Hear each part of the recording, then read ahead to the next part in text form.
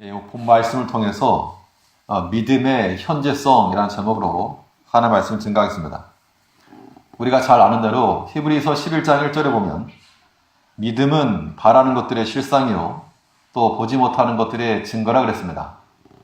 바꿔 말하면 이 믿음이라고 하는 것은 분명 미래적 소망과 연관이 있다는 겁니다. 그런데 이 미래적 소망이라고 하는 것이 우리의 현재적 믿음을 통해서 이루어지는 것이죠. 그래서 우리가 믿음으로써 장차 바라는 것들의 실상이 이루어지길 원한다면 현재적인 믿음이 나타나야만 한다는 겁니다. 그렇기 때문에 믿음은 바라는 것들의 실상임과 동시에 또한 잠재적인 현재 실상도 되어야 한다는 겁니다. 아직 나타나는 건 아니지만 잠재적인 현재 실상도 될 때 이것이 우리의 미래가 되는 것이죠. 그 영어 동사 가운데 보면 가다, 오다, 떠나다, 도착하다 이런 것들을 이제 왕래 발착 동사라고 말하는데 그러한 동사들은 미래를 나타낼 때 현재형으로서 미래 시제를 쓴다. 문법적으로는 그렇게 말합니다.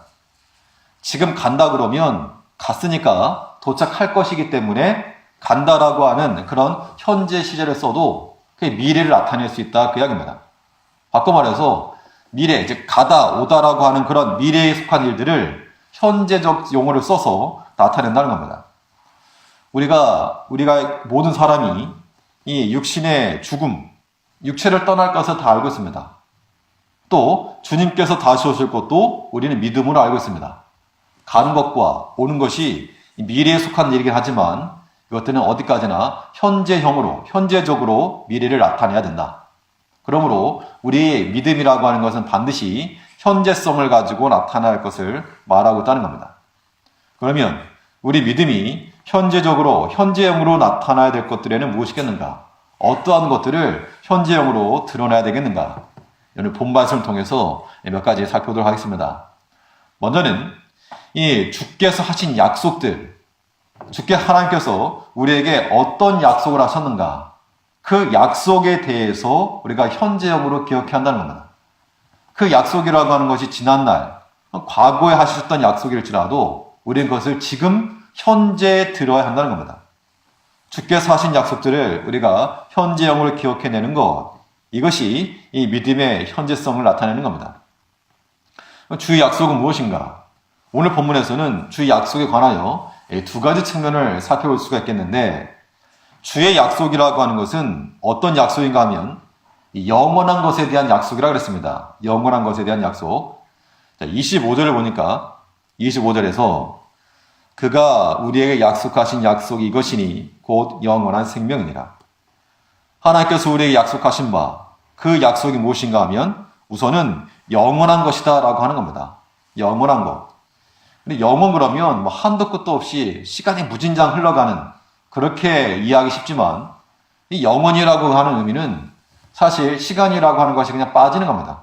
그냥 언제나 현재입니다. 언제나 현재. 하나님께서는 세상 모든 것들을 다 언제나 현재로 보시기 때문에 우리가 말하는 시간, 우리가 시간적으로 말할 때 과거, 현재, 미래라 그래도 하나님께는 그 과거, 현재, 미래가 없으니까 그냥 다 하나로 보는 겁니다. 현재처럼. 옛날 일도 지금처럼 보시고 계시고 장래일도 지금처럼 보시고 계시고 우리가 사람이나 시간의 제약을 받는 것이지 하나님은 시간의 제한을 받지 않으신 분이기 때문에 우리가 영원한 삶을 산다는 것은 말 그대로 하나님과 함께 살아갈 것을 말하고 있는 겁니다.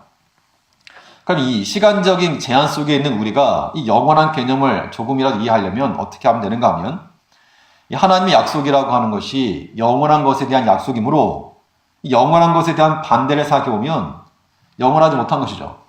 육에 속한 것이요, 또 썩어질 것이요, 없어질 것, 사라질 것 이런 것에 창념하며 사는 것은 곧 영원한 것을 추구하며 사는 것이 아니다.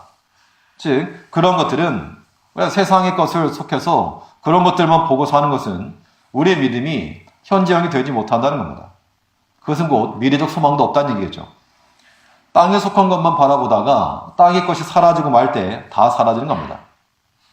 주의 약속은 세상의 재물이나 혹은 세속적인 명예에 있지 않은 겁니다. 영원한 것에 대한 약속이므로 우리는 오직 영원한 것, 하나님께 속한 것만 우리가 취할 것으로 알고, 그럼 세상에 속한 것들은 뭐냐? 사실 필요하긴 필요한데, 우리가 뭐 옷도 필요하고, 뭐 물질도 필요하고, 하다못해 음식도 필요하고 다 필요하죠.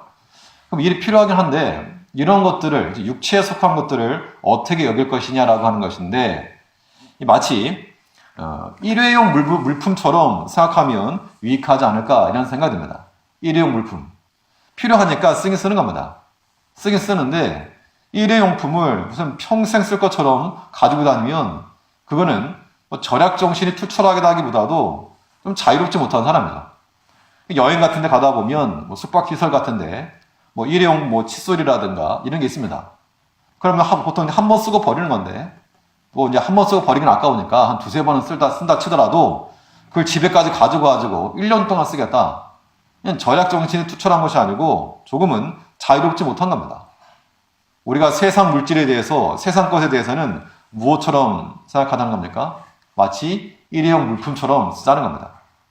그거 붙들고 평생 갈 것도 아니고 집착할 것도 아니고 그런 것들을 붙들다 보니까 영원한 것을 놓치는 겁니다. 주의 약속은 영원한 것에 대한 약속이지 이 땅에 속한 것이 아니라는 겁니다. 물질도 마찬가지인데 물질도 쓰는 것으로 알아야지 쌓는 것으로 아는 것은 본질을 호도하는 겁니다. 물론 이것이 뭐 낭비하라는 것도 아니고 저축하지 말라는 것도 아니고 당연히 사람이 규모 있게 살아야 되고 절약해야 되고 뭐 저축도 해야 되고 당연하지만 그러나 그런 것이 모아놓고 쌓아놓는 것이 목적이 아니고 하나님께서 주신 것에 대해서 잘 쓰는 것이 이것이 제대로 쓰는 거라고 하는 겁니다. 세상의 것은 그렇게 여겨야 한다는 겁니다. 그다음 일회용 밴드를 붙였으면 이거 다 쓴 다음에 떼서 버리지 아까우니까 물로 씻어도 또 쓰겠다. 이런 사람 없는 것처럼 마치 영원하지 않은 것, 세상에 속한 것에 대한 자세가 이러한 자세가 되어야 한다는 겁니다. 우리는 이 땅에 있는 것도 필요합니다. 필요하지만 그런 것들이 우리의 우선이 될 수도 없고 먼저 될 수도 없고 사실 현실이라고 하는 것은 사람마다 크지만 그러나 우리 믿음으로 산다는 것은 하나님이 더 커야 됩니다. 그냥 교회니까 좋은 말 하는 게 아니고 이런 것이 실제가 되고 현실이 되어야지만이 이것이 믿음의 현재성이요. 그런 사람에게서 미래에 대한 소망이 나타날 수 있다는 겁니다. 누가 어떤 사람이 아무리 어떤 말 할지라도 나는 오직 하나님을 의지하겠노라. 나는 오직 하나님만 신뢰하겠노라. 라고 하는 믿음으로 나아갈 때 하나님께서 그 사람의 믿음을 귀히 여기실 것이고 왜냐하면 그런 믿음이 없으니까 마지막 때 가면 내가 믿음을 보겠느냐 그런 믿음이 없다는 겁니다. 사람들이 다 세속주의가 돼서 믿음이라고 하는 것도 인간주의적 관점에서 이거 안 되고 저거 안 되고 타협하고 그 말이 안 된다 이렇게만 말하기 때문에 우리가 참된 믿음을 소유하지 못하기 때문에 참된 능력을 얻지 못한다. 바꿔 말하면 그것이죠. 그러므로 주께서 하신 약속은 세속적인 것이 있지 않으므로 돈으로서 주의 약속을 얻으려 하지도 말고 혹은 명예로서 주의 약속을 얻으려 하지도 말고 오직 주께서 우리에게 주신 그 약속의 말씀을 따라 그것을 주목하고 염두에 두며 살아갈 수 있는 우리가 되어야 됩니다. 주의 약속은 영원한 것이면 영원한 것. 땅에 속한 것만 쳐다보지 말고 우리는 돼지나 그런 짐승들 같이 땅만 쳐다보지 말고 위를 쳐다보는 짐승과 같이 주를 바라볼 수 있는 하늘을 볼 수 있는 우리가 되어야 됩니다. 주의 약속이라고 하는 것은 영원한 것에 대한 약속인과 동시에 또 하나의 무엇이 표현되었는가 하면 살리는 것에 대한 약속입니다. 영원한 생명이라고 그랬는데 25절 다시 보시면 그가 우리에게 약속하신 약속이 이것이니 곧 영원한 생명입니다. 영원하다라고 하는 것과 생명이라고 하는 것이 이 같은 본질이긴 한데 생명이라고 하는 것은 보통 내가 먼저 사는 것이요 또 내가 살리는 것입니다. 그래서 나도 살고 너도 살고 이것이 바로 생명, 즉 생명 가운데 거하는 자들인데 이 생명이 어떻게 주어지는가? 이 생명이라고 하는 것이 어떻게 주어지는가? 예수님께서 죄에 빠진 우리를 구하시기 위해서 십자가를 지셨고 그 십자가의 고난과 부활의 능력으로 우리가 살아있는 겁니다. 우리의 생명을 얻은 것이죠. 그러면 우리가 생명을 얻으려면 이 예수 십자가를 받아야 되고 또 살리는 자들을 되려면 예수님이 지셨던 것 같은 십자가를 지고 나가야 한다는 겁니다. 그 십자가의 고난, 그 인내가 우리 가운데 있을 때 우리를 통하여 우리의 그 십자가를 통하여서 생명이 전달될 수 있다. 이게 분명합니다. 우리가 하나님의 교회 내에서 여러 가지 직분을 받아서 여러 가지 봉사를 하실 때에도 이것이 내가 주께서 내게 맡기신 십자가요, 내가 감당해야 될 몫이다 라고 생각하고 나가면 고생스러워도 예수님께 십자가 실 때 욕을 먹었죠. 침뱉음도 당했고 인격 모독 상당히 이거는 뭐 신성 모독인데 그런 것들도 예수님 다 그냥 감당하신 겁니다. 입이 없어서 말 못한 게 아니라 다 인내하시고, 왜냐하면 그 십자가의 고난을 인내함으로써 생명 살릴 수 있기 때문에, 구원할 수 있기 때문에, 그거 아니었으면 우리가 구원 얻을 길이 없다는 겁니다. 그러므로 우리가 주 안에서 주의 약속은 생명, 즉 살리는 것이므로 우리가 우리 영혼을 살릴 수 있는 것, 요한복음 6장에 있는 것처럼 살리는 것은 영이니 육은 무익하니라. 우리 삶이 육의 소욕대로, 육체가 너무 강해서 육신이 끌고 가는 대로 끌려가면 이래 마치 푸죽간에로 쫓아가는 그런 이 짐승과 같은 것이고, 반면 우리가 성령의 소욕을 따라 영의 소욕이 강건하여 우리를 이끌어가면 우리를 생명의 길로 인도해 줄 수 있다라고 하는 겁니다.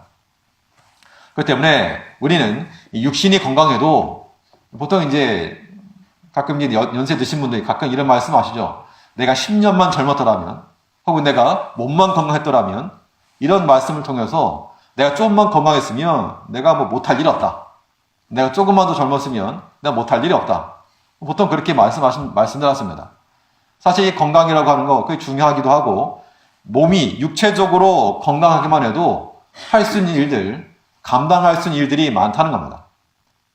그와 더불어서 우리 영혼이 강건하면, 영적으로 강건하면 그만큼 우리가 또한 할 수 있는 영향력들, 일들이 많다는 겁니다.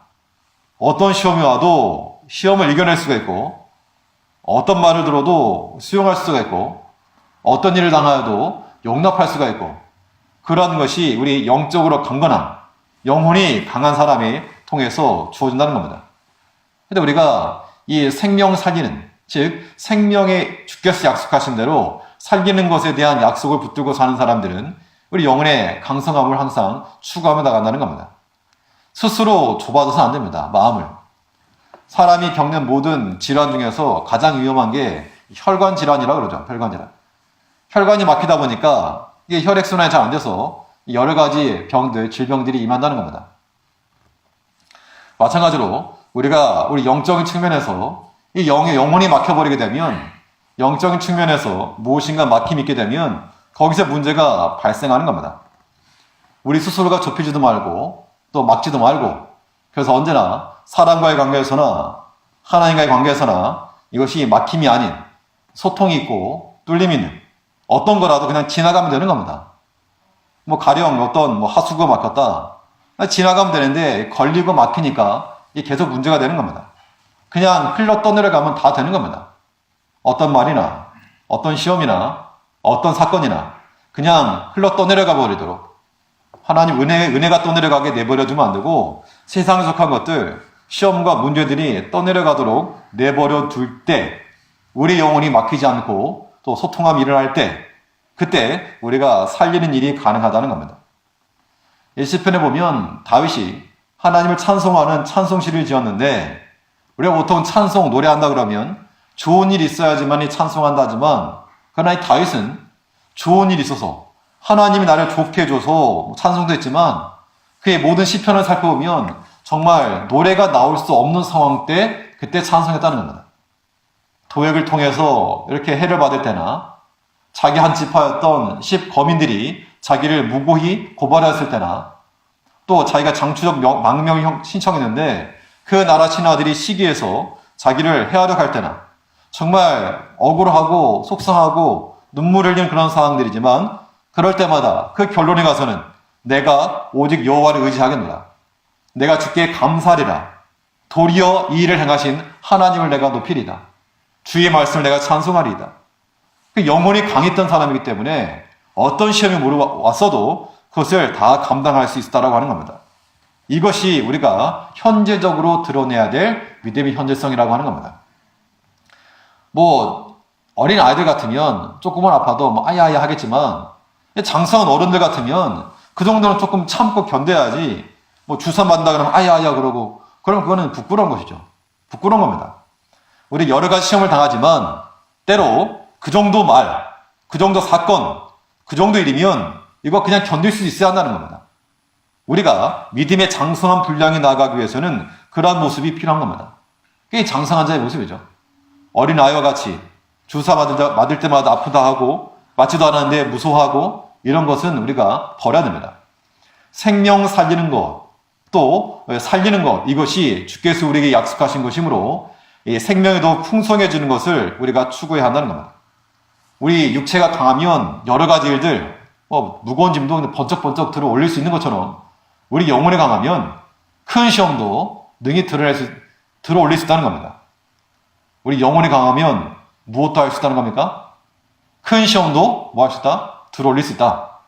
지금 듣고 계시는 거 맞으시죠? 여러 가지 시험을 당해도 우리 영적으로 강건하기만 하면 시험 이길 수 있다는 겁니다. 이런 것들 우리에게 실제가 되고 현실이 되어야 됩니다. 그렇지 않으면 바람 한 번 불면 기침하고 바람 두 번 불면 쓰러져서 입원하고 이래버리면 믿음의 사람이라 생명 있는 사람이라 말하기가 어려운 겁니다. 장이 튼튼하면 돌을 씹어 먹어도 소화할 수가 있는 것이고 그렇지 못하면 그냥 죽을 먹어도 탈이 나는 겁니다. 우리 하나 앞에서 어떠한 자들이 되어야 되겠는가? 생명이 더욱 풍성해지는 것, 이것이 주를 따라가는 자들에게 필요한 요소이므로 우리 영원한 것과 또 살리는 것에 현재적 초점을 두면서 살아가야 됩니다. 우리 26절 말씀을 보시면 오늘 말씀을 풀어가는 중심 구절이 되겠는데 26절에 보니까 너희를 미혹해 하는 자들에 관하여 내가 이것을 너희에게 썼노라. 이 사도 요한이 이 서신을 쓰면서 내가 지금 너에게 쓰는데 너희를 미혹해 하는 자들에 관해서 내가 이걸 썼다. 이렇게 말하고 있습니다. 여기서 어디를 주목해 보셔야 되는가 하면 미혹해 하는 이라고 하는 말과 내가 쓴다 라고 하는 건데 이 둘 다 현재적 관점에서 우리가 이해해야 됩니다.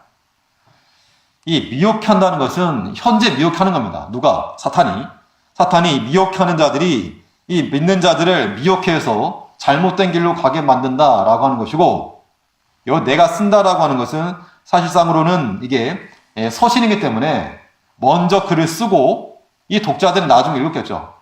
그렇기 때문에 썼다라고 하는 것은 과거 시제인데 그래도 서신이기 때문에 이 사도 요한이 쓴 글을 이 독자들이 읽는 그 시점이 바로 이 요한이 쓴 시점과 똑같은 겁니다. 의미상으로.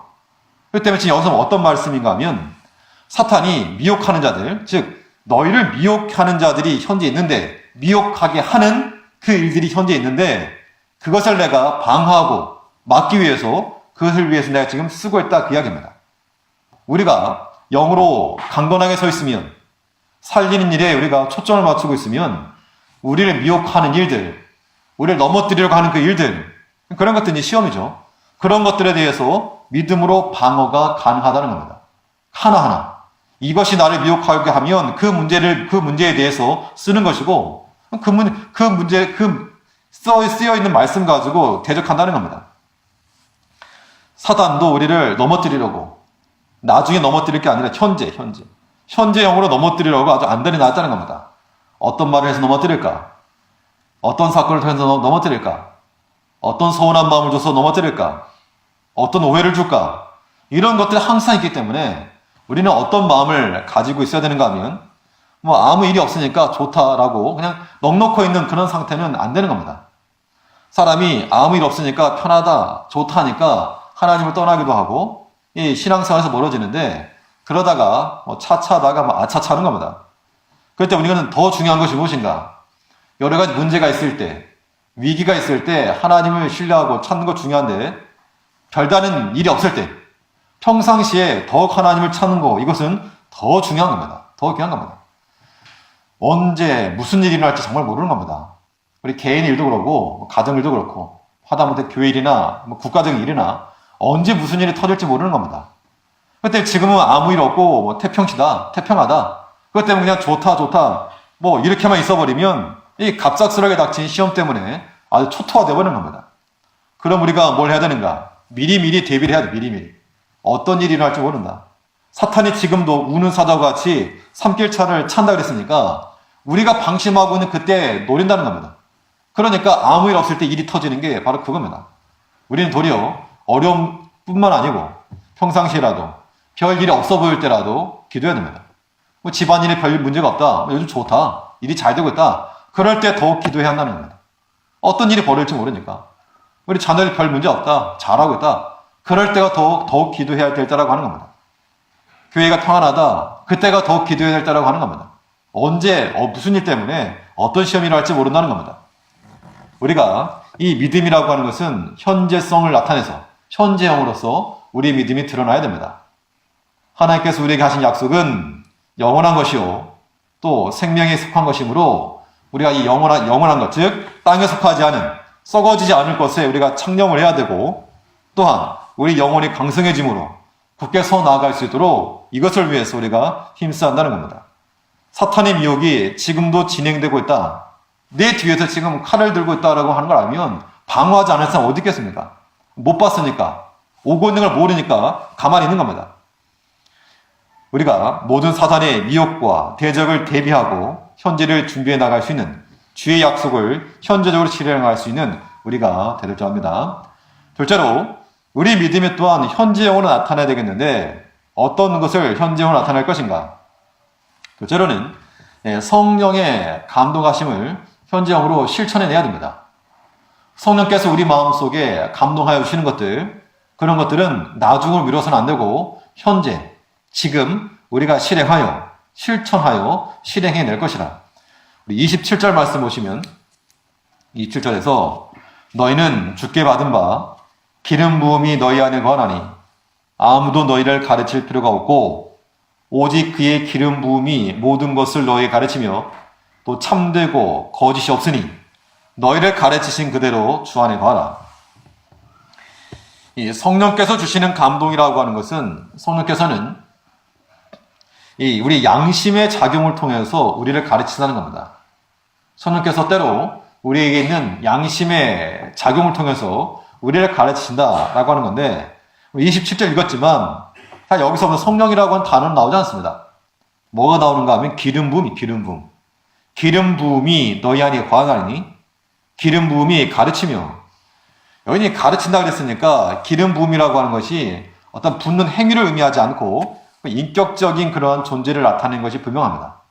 당연히 기름 부음이라고 하는 것이 성령의 사역이므로 성령께서 너희 안에 거하시고 성령께서 너희에게 가르치시고 요한복음에 보면 사도 요한이 기록했던 것 같은 맥락입니다. 여기서 기름 부음이라고 하는 것이 성령을 가리키는 것이 분명하므로 성령께서 우리 안에 거하신다고 하는 건데 그러면 성령이 우리 안에 거하실 때 어디 거하시는가? 성령의 좌소가 어디인가? 우리 안에 거한다 그래서 우리 육체 속에, 몸 속에, 심장 속에라든가 아니면 폐 속에라든가 그런데 성령께서 거하지 않으시겠죠. 우리 영적인 친구, 우리 영혼에 거하실 텐데 어디에 거하실까? 이 조직신학적 관점에서는 성령께서 우리 양심에 거하신다라고 말하기도 합니다.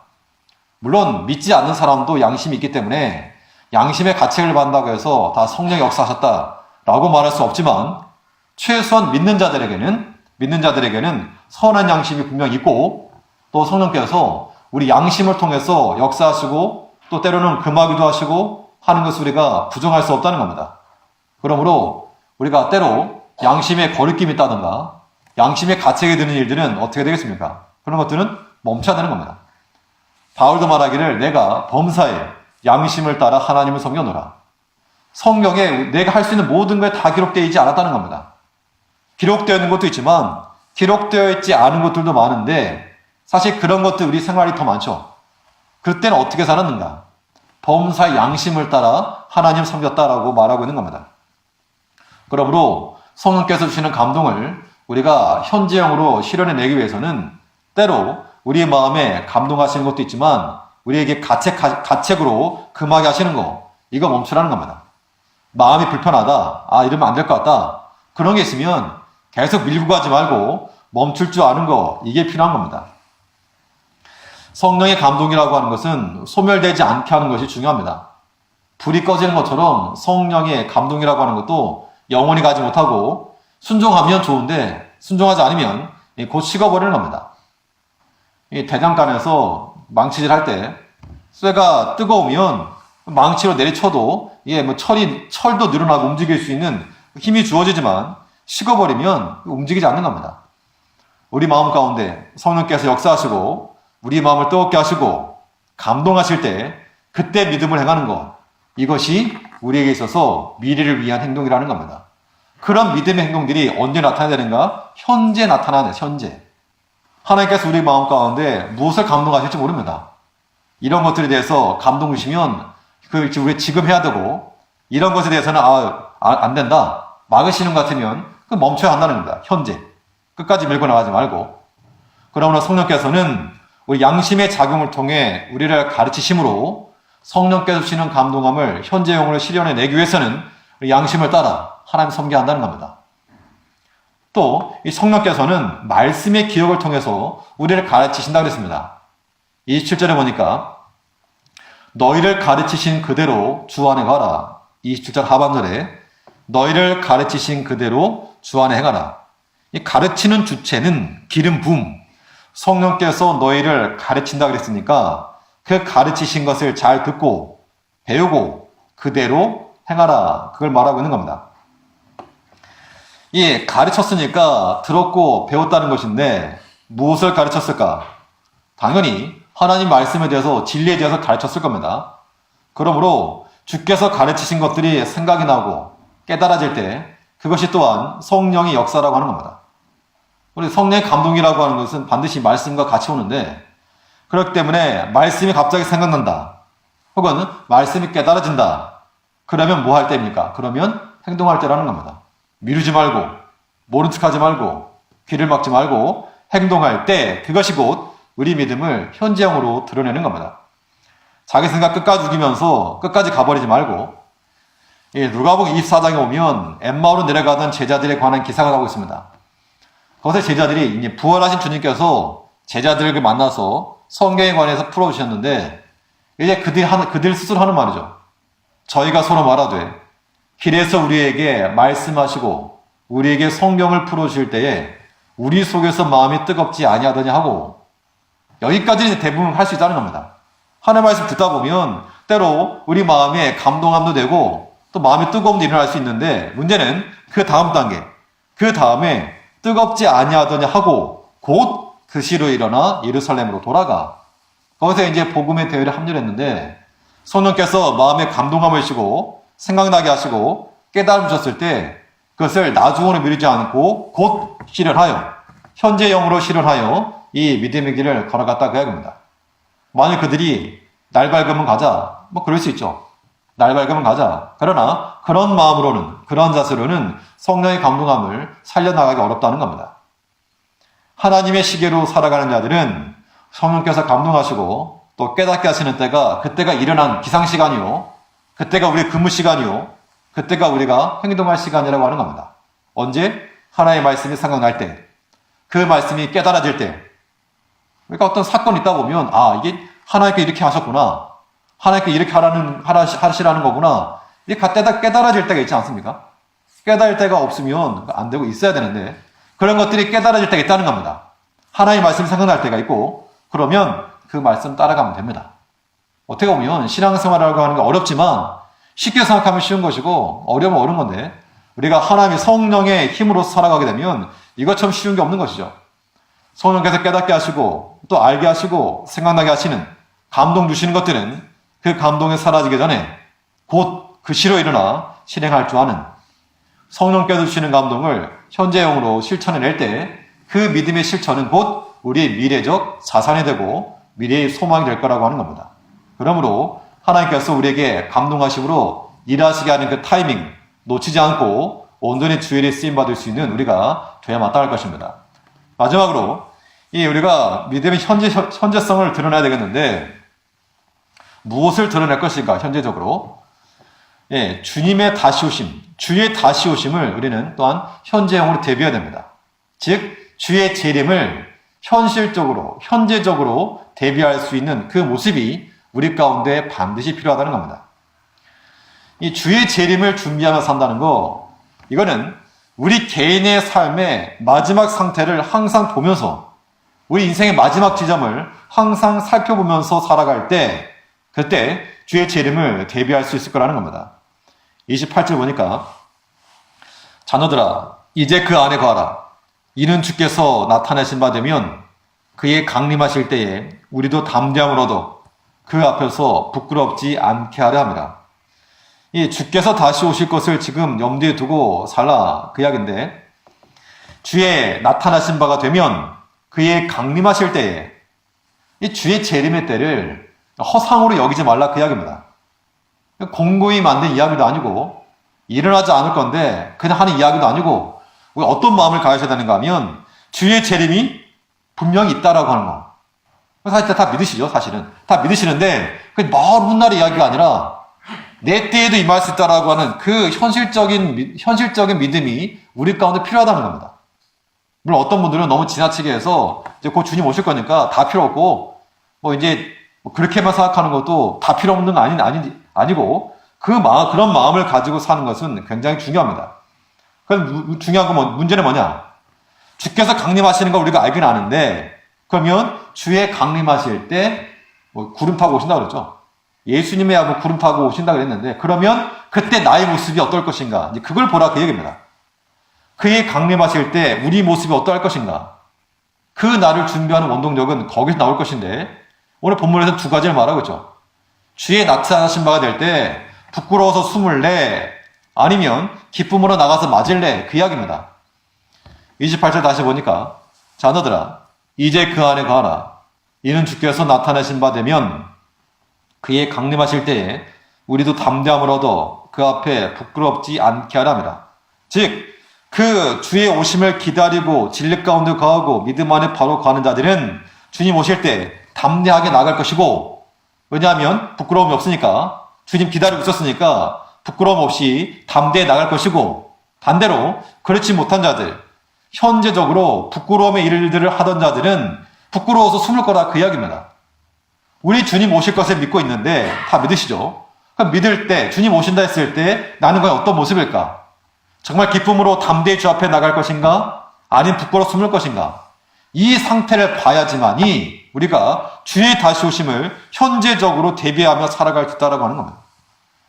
우리가 나중에 주님 오실 때 하나님 앞에서 숨는 자들이 되지 않기 위해서는 현재적으로 지금도 숨지 않아야 한다는 겁니다.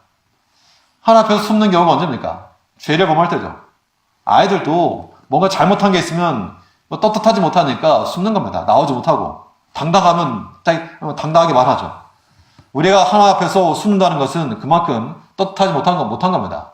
이것이 현재 우리의 모습이 장차 주님의 재림의 때 우리의 모습인 줄 알고, 우리가 부끄러움의 모습, 숨는 모습이 아니라 담대하게 주 앞에 나아갈 수 있는 그 모습을 우리가 갖추자는 겁니다. 이것이 우리에게 주 앞에 주의 일을, 주님 다시 오실 것을 준비하고 대비할 수 있는 원동력이 된다는 겁니다. 이런 재림에 대한 신앙 없으면 아무것도 아닙니다. 또 뿐만 아니라 좀 더 심하게 말하면 우리가 주의 심판대 위에 설 것을 생각해야 한다는 겁니다. 그 심판대 위에 섰을 때, 그때 우리가 그런 것들 생각할 때 주의 재림을 대비할 수 있다는 것인데, 참 두려운 말이긴 하지만 우리가 하나님의 심판대 앞에서 선악간에 우리의 모든 일들이 다 알려진 날이 있습니다. 그러니까 이제 잊고 살 때는 우리가 함부로 행동해도 이런 것들만 생각하면 정말 두렵고 때는 무섭기도 하고 말이 조심스럽고 남이 없다고 해서 함부로 말할 수 없고 그런 것이죠. 우리가 하나님의 심판대 앞에 설 것들을 기억하고 생각하는 것, 이것은 우리가 나타내야 될 믿음의 현재성이라고 하는 겁니다. 그럼 우리가 어떻게 할 것인가? 이 하나님 앞에서 심판대 앞에 설 것이기 때문에 부끄러운 일들은 버리고 의로운 일들을 실천하라. 이것이 이제 오늘 본문의 결론이 되겠죠. 29절에서 너희가 그의 의로우신 줄 알면 의를 행하는 자마다 그에게서 난 줄 알리라. 부끄럽지 않도록 할 것이며, 또 주께서 의로우신 줄 알면 너희 또한 그에서 의로움을 행하라. 의를 행하는 자마다 다 의로우신 자, 즉 예수께 속한 자라라고 하는 것을 인정함을 받는다 그 이야기입니다. 그러므로 우리가 주께서 보이신 그 본을 따라서 옳다 인정함을 받을 때까지 그 믿음의 길을 걸어가야 됩니다. 지금이야 사람이 이러쿵저러쿵 말해도 주의 심판대 앞에서 주께서 옳다 인정해 주시면 그것을 우리가 만족할 수 있다는 겁니다. 하나님은 전능하신 하나님이십니다. 모든 걸 다 아시죠? 모든 걸 다 아는데 내가 죄질 것까지도 아시냐? 그게 아니라 우리가 만일 죄를 짓게 되면 어떠한 심판과 어떠한 고난이 있을지를 아신다는 겁니다. 반면에 하나님께서 우리가 죄를 짓지 않고 선을 행하고 의를 행하고 진리에 따라가고 순종하게 되면 또 어떤 일을 당할지, 어떤 사람을 만나게 되고 어떤 좋은 복을 얻을지도 다 아신다는 겁니다. 그렇기 때문에 본인이 죄를 져놓고 하나님이 시켰다라고 말하지 말고 우리가 선택할 수 있는 선택지 가운데서 죄에 속한 거, 부끄러운 것들은 버리고 주께서 옳다 인정하실 것들, 의에 속한 것들, 그런 것들 선택하며 나가다는 겁니다. 이것이 우리가 현재적으로 선택하는 이 믿음의 길들이 우리의 미래적 소망이 되고 하나님의 심판대에 비해 섰을 때 그때 우리를 변호해 줄 수 있는 변호인이 될 거라고 하는 겁니다. 주께서 옳다, 수고했다라고 인정하시는 그 음성을 들을 때까지 그 음성 듣자고 우리가 주의를 하는 것이고 그 평가받자고 목사는 목사로서 장로님들, 권사님들, 집사님들 그런 일 하는 거지 사람에게 좋은 말 들으려고 하는 게 아니죠. 때로 우리가 사람으로부터는 오해를 받을 때도 있고 저평가를 받을지라도 우리가 주 앞에서 옳다, 수고했다 라고 하는 그 음성 들을 때까지 우리가 주를 믿고 신뢰하고 믿음으로 살아갈 뿐만 아니라 이런 믿음들이 언제? 지금 현재 우리 삶 가운데서 현재형으로 나타날 수 있도록 힘을 쓰는 믿음으로 살아가는 성도님 되시기를 바라겠습니다. 네, 기도하겠습니다.